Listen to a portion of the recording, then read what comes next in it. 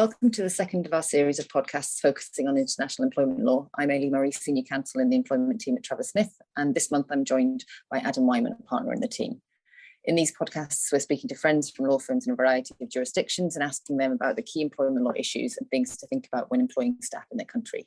For each jurisdiction, we're doing 3 short podcasts covering the start of employment, the second covering the end of employment, and the final one covering other key aspects of employment in their jurisdictions.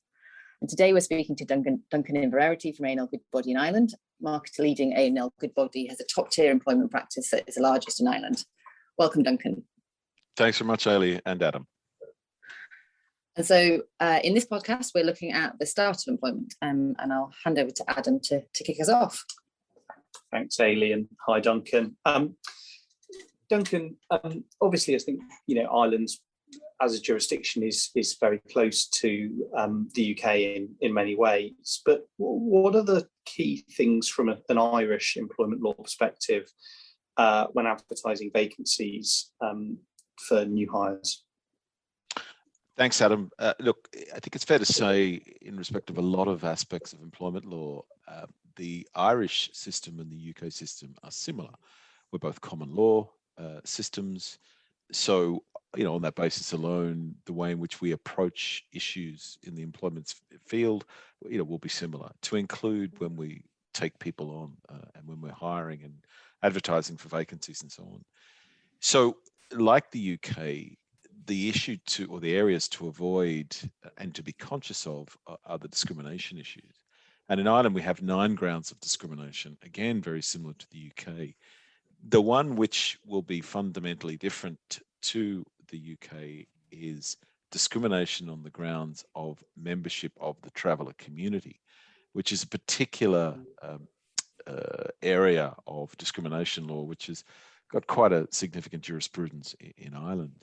And a member of the traveller community, although undefined, in circumstances where people assert that they are members of the traveller community, they obviously have to prove that they are a member of the traveller community in order to be successful in this type of discrimination claim.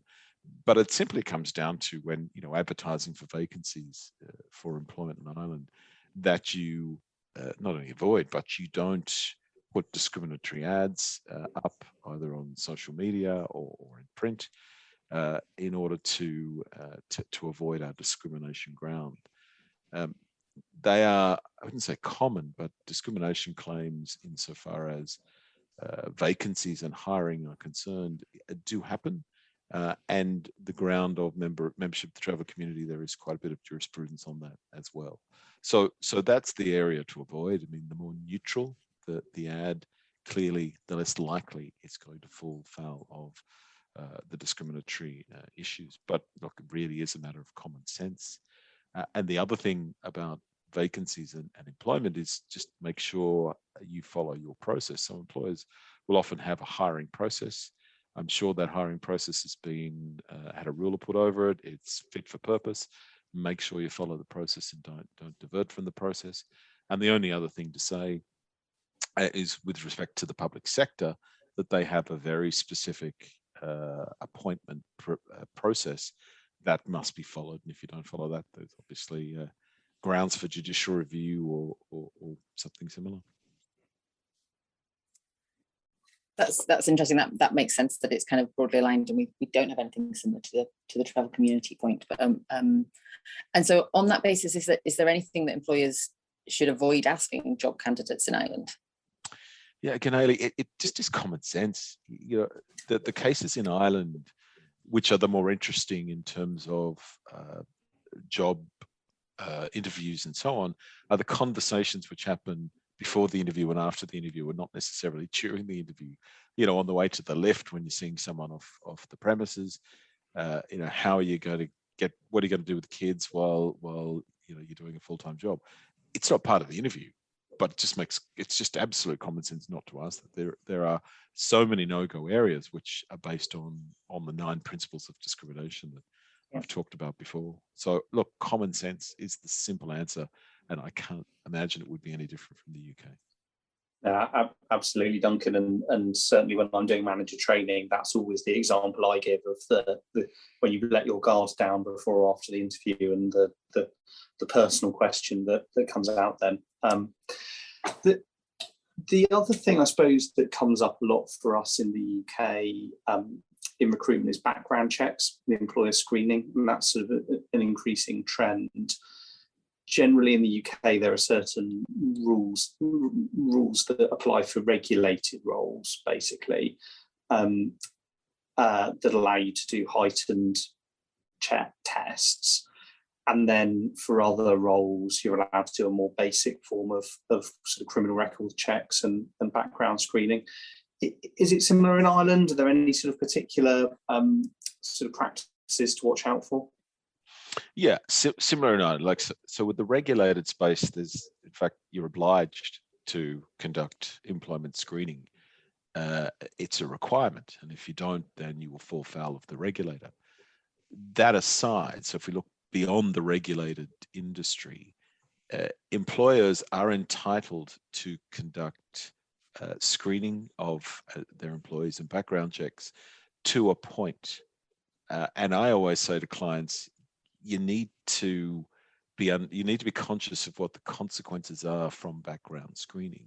So if we take an example of say medical check as a background screening, that is totally fine. You are entitled to ensure that your prospective employee is fit to do the job, but be careful what you wish for. So if you ask questions which are not relevant to the role, and it comes back, so for example, an employee is an epileptic, and that doesn't preclude them from doing the job, and you don't offer them a job, you are giving them a potential ground of claim that they were refused the job on the basis of their epilepsy, which clearly wasn't the case.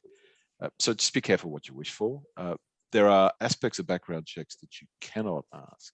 So you mentioned criminal checking.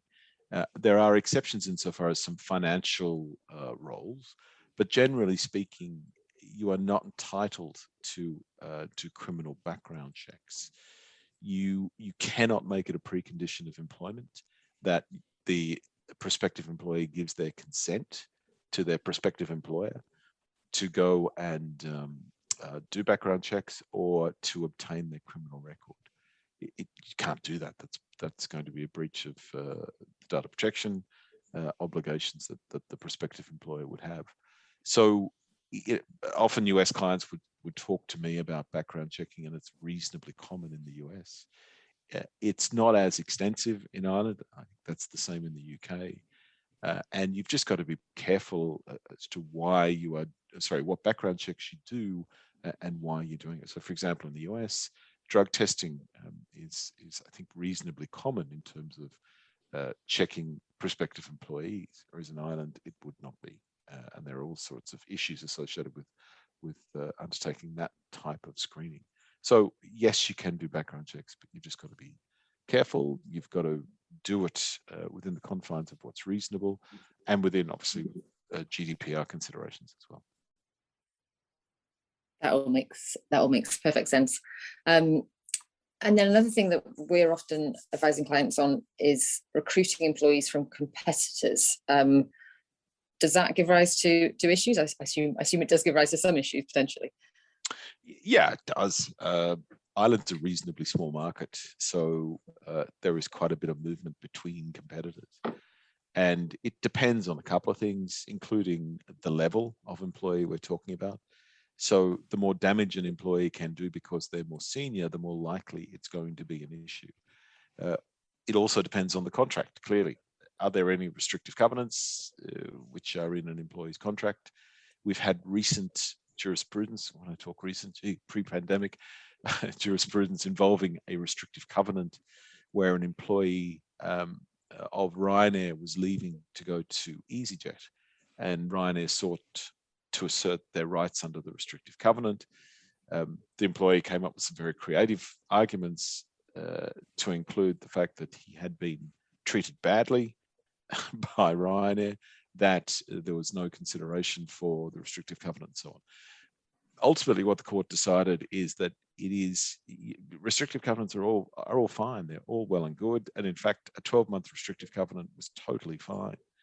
But again, applying as well-trodden principles of restrictive covenants, it was too broad, and they didn't hold for Ryanair, and said the restrictive covenant didn't bind the individual. So there's all the same principles that you would be applying in the UK in terms of what is going to be a valid restrictive covenant. So there are issues, obviously, for consideration. The other thing which has come up recently is if an employer is looking to take an employee from a competitor, it's the inducement to breach contract tort that you just need to be careful of. That you don't induce an employee to breach their existing contract by certain incentives to bring them over. So just to be aware of. But again, I don't think that's particularly different to the UK.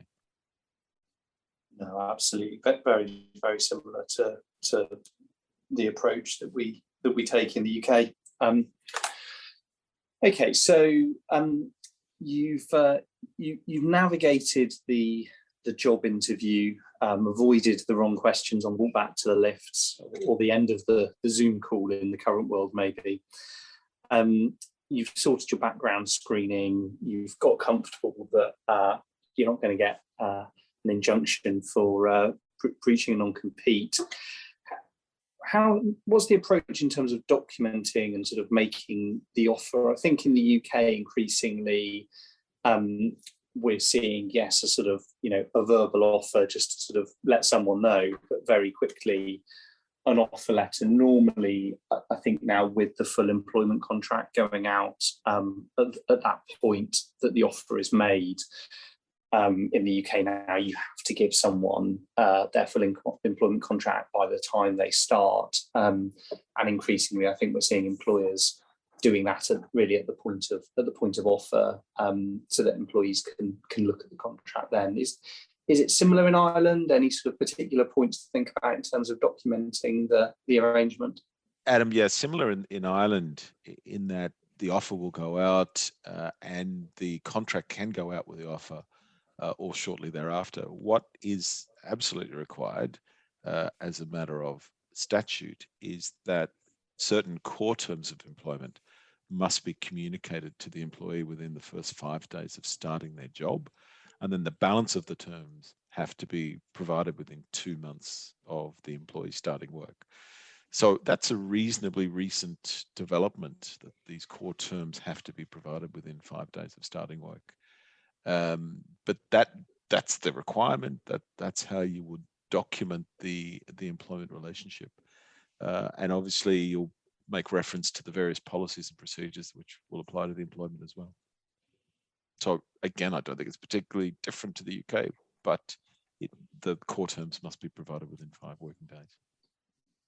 Yeah, and that's, pretty similar to the UK. We used to have a rule that certain core terms had to be provided within a month, but now it's by day 1 of employment. Oh, right. That is different. Yeah, and that's what's led to this sort of market change, I think, in terms of getting the contracts out sooner rather than later. Perfect, that's great. Thank you, Duncan, for that whistle-stop tour through the start of employment. So we'll be back in the next podcast in this set, and we'll be looking at the end of employment.